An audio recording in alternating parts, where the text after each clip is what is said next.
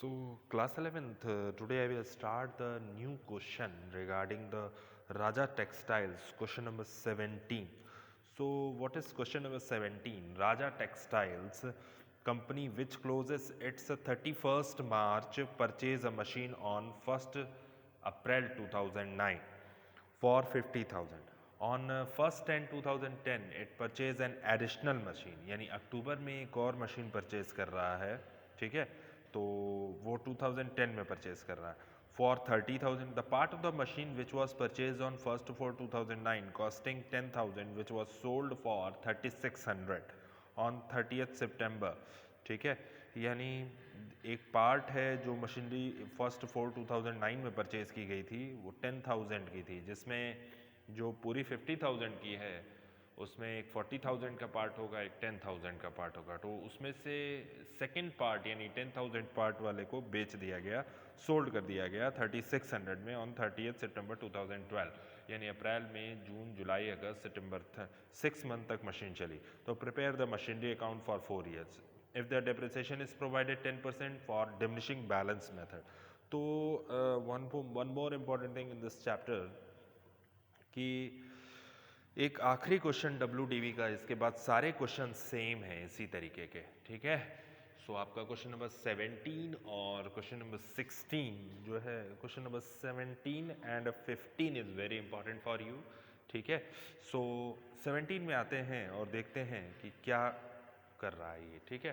तो 1 अप्रैल 2009, ठीक है, तो पहली मशीन परचेज किया है, टू क्या हो जाएगा, बैंक अकाउंट फर्स्ट मशीन. इसमें आपकी टोटल मशीन की जो कॉस्ट है वो 50,000 है, 40,000 वाली भी है प्लस 10,000 वाली भी है, तो टोटल हो जाएगा 50,000 की मशीन है. तो 1 अप्रैल को परचेज किया गया है, तो 31 मार्च 2010 यानी जो मशीन परचेज की गई है वो टोटल 50,000 की WDV मेथड है. तो 31 मार्च 2010 में आइएगा और बाई क्या लिखेंगे, बाई डेप्रीसिएशन अकाउंट, ठीक है. सो डेप्रीसिएशन कितना लगा होगा, टोटल 5,000 रुपीज़, ठीक है. तो 10% है डेप्रीसिएशन, तो 31 मार्च 2010 बाई बैलेंस CD हो जाएगी आपकी 45,000 की, ठीक है. तो ये पहला साल क्लोज हो गया. अब आते हैं सेकेंड ईयर. तो 1 अप्रैल 2010 टू, पहले आप फर्स्ट मशीन का बैलेंस कर लीजिए, यानी फर्स्ट मशीनरी का जो बैलेंस है वो 45,000 से, ठीक है. तो 45,000. अब इस साल एक और मशीनरी परचेज की गई जिसकी कॉस्ट है 30,000 रुपीज़. तो 1 अक्टूबर 2010 टू बैंक अकाउंट, ठीक है. बैंक कितने से हो जाएगा, टोटल 30,000 से है.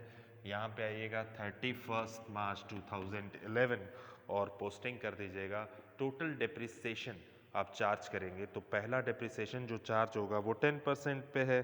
तो डेप्रिसिएशन अगर पहला चार्ज होगा तो फर्स्ट डेप्रिसिएशन आपका कितने पे लगेगा, यानी 45,000 है, तो बाई डेप्रिसिएशन अकाउंट, ठीक है, फर्स्ट मशीन और सेकंड मशीन, ठीक है.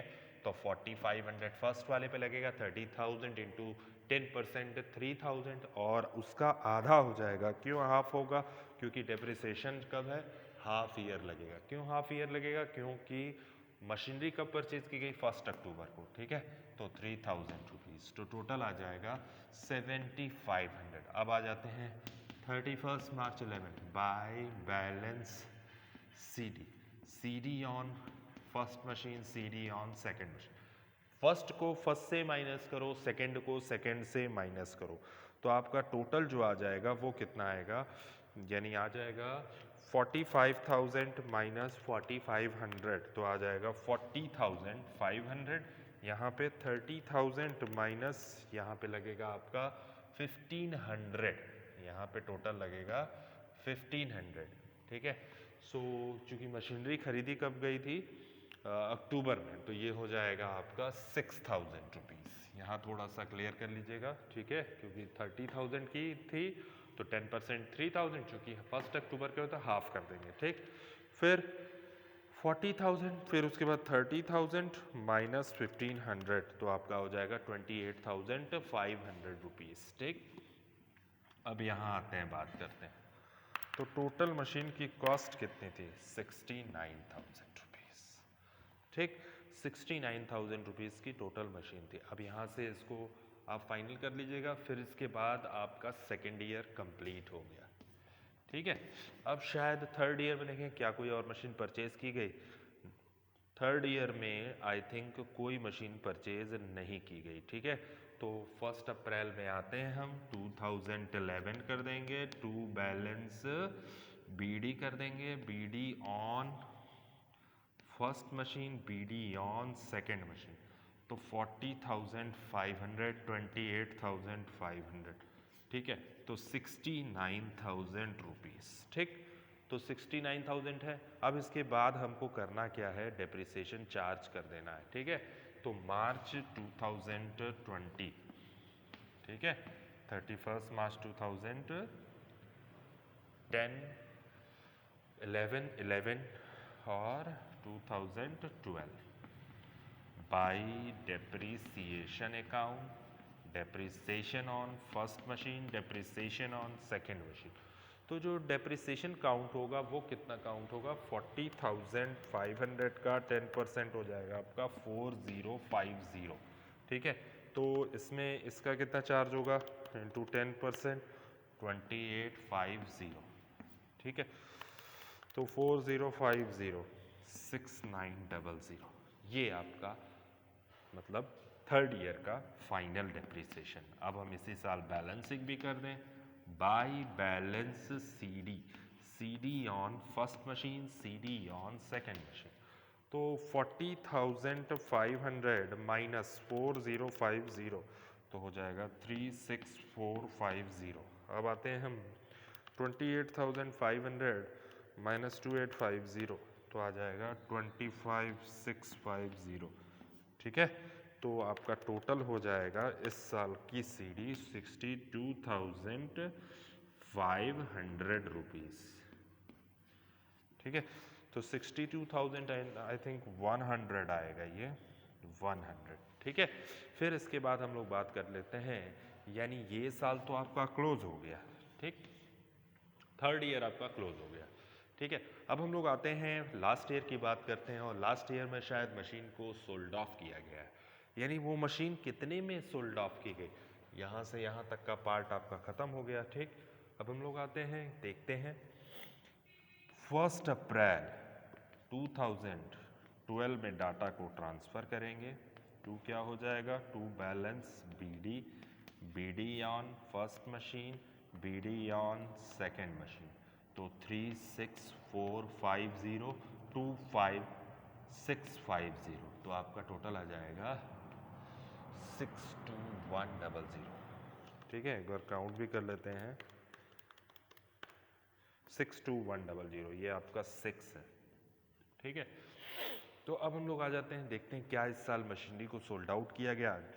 एक मशीनरी है जो शामिल है फर्स्ट मशीन में, जिसकी कॉस्टिंग है 10,000। ठीक है, तो 10,000 वाली मशीनरी को कितने में सोल्ड ऑफ किया गया, पहली चीज़। ठीक है, सो 10,000 वाले की पहले साल, दूसरे साल, तीसरे साल, यानी first year, second year, third year, यानी first year, second year, third year, चौथे साल मशीनरी को सोल्ड किया जा रहा है। तो उससे पहले हम 10,000 वाले की कॉस्ट कितनी थी, 10,000 डेप्रिसिएशन और आज तक की सीडी निकाल लेंगे। ठीक है, तो 10,000 वाले की जब ये कॉस्टिंग 40,000 प्लस 10,000, यानी वो जो मशीन सोल्ड की गई है उसकी कॉस्टिंग कितनी है, 50,000।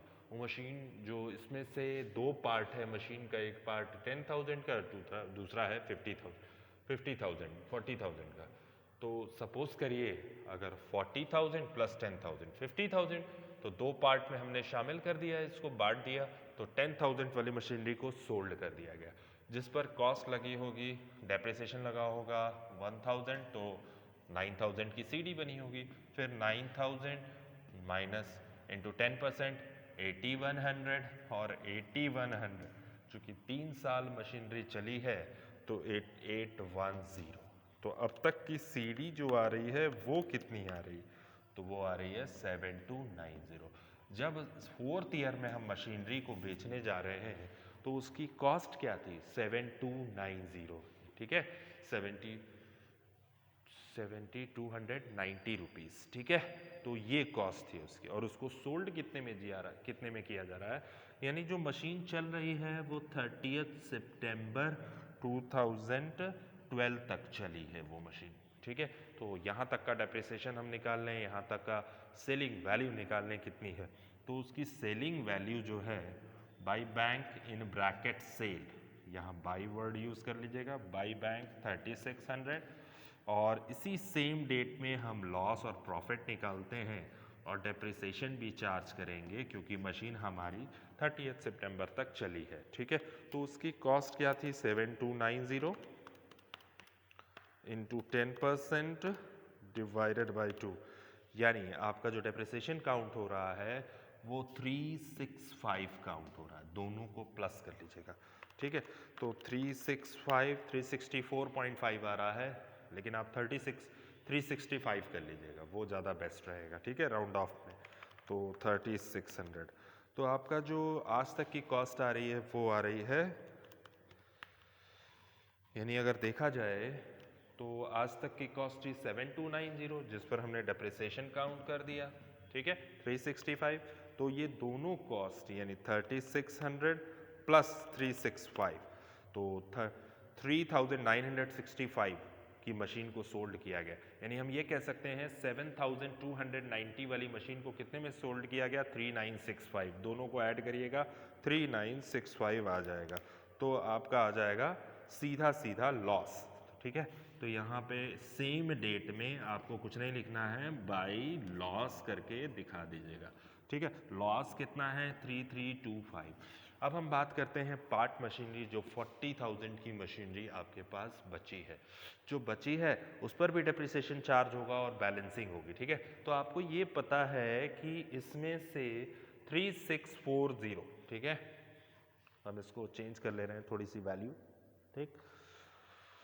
सो यहाँ पे जो फर्स्ट मशीन की जो वैल्यू है 3640 36450, इसमें से 36450, इसमें से कितनी मशीन चली गई, 7290, यही 10,000 वाली जिसकी कॉस्ट थी 7290।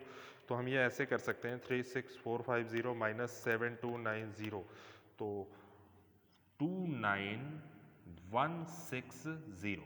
आज की डेट में जो बैलेंसिंग होगी, जो डेप्रिसिएशन चार्ज होगा, वो इस पर चार्ज करेंगे, ठीक है। सो ये है आज अभी तक का डाटा, जो 4th ईयर में जो हमारे पास मशीन बच रही है उसकी हम बैलेंसिंग करने जा रहे हैं अब, ठीक है। तो बैलेंसिंग कैसे करेंगे, बहुत सिंपल है। हमने 7290 वाली मशीन को हटा लिया, जो रह गया उस पर डेप्रिसिएशन जो चला गया उसको भूल जाइए, ठीक है। सो डेट पर्टिकुलर, थोड़ी सी बैलेंसिंग बाकी है, इसके बाद हम प्रोविज़न स्टार्ट करेंगे। Debit, date, particulars, credit. तो अब जो बैलेंसिंग होगी वो किस पे होगी, एक तो 40,000 वाली मशीन पे होगी जो बच गई, यानी कह सकते हैं 36450 में से 7290 वाली मशीन चली गई, यानी ये 40,000 वाली मशीन है, ये 10,000 वाली मशीन चली गई। तो अब हमारे पास इसमें से जब इसको माइनस करेंगे तो हमारे पास डाटा आएगा 29,160 रुपीज़। इस पर हम डेप्रिसिएशन चार्ज करेंगे। अब डेप्रिसिएशन कब चार्ज होगा, 31 मार्च 2013 में, ठीक है। सो यहाँ पे हो जाएगी by depreciation on part machine और सेकेंड मशीन, ठीक है। तो पार्ट मशीन हमारे पास कितनी बची है, 36450, यानी 36450 में हमने 7290 को माइनस कर दिया था तो बचा था 29,160 रुपीज़ इंटू 10%। तो आपका जो पार्ट मशीन पर जो डेप्रिसिएशन आएगा वो आएगा 2916। अब जो बैलेंसिंग काउंट होगी, जो डेप्रिसिएशन काउंट होगा वो इस पे काउंट होगा 29160 पे, क्योंकि वही मशीन रह गई। सेकेंड मशीन हमारे पास 25650 इंटू 10%, तो आपके पास हो जाएगा 2565, ठीक है। तो 2565, तो आपका टोटल हो जाएगा, ये टोटल हो जाना चाहिए 5481। अब जो बैलेंसिंग होगी वो कैसे करेंगे, balancing 31 March 2013 by balance c d on part machine, c d on second machine, ठीक है, ये पार्ट मशीन है और ये सेकेंड मशीन। तो आपके पास जो डिप्रिसिएशन होगा 29,160 यानी 29,160 रुपीज़ माइनस 2916, तो आपका हो जाएगा 26,244, ठीक है। इसके बाद है 25650 माइनस, अब आपके पास क्या बच गया, माइनस जो बच गया 25650 माइनस 2565, ठीक है, तो आपका बच जाएगा 23085, ठीक है।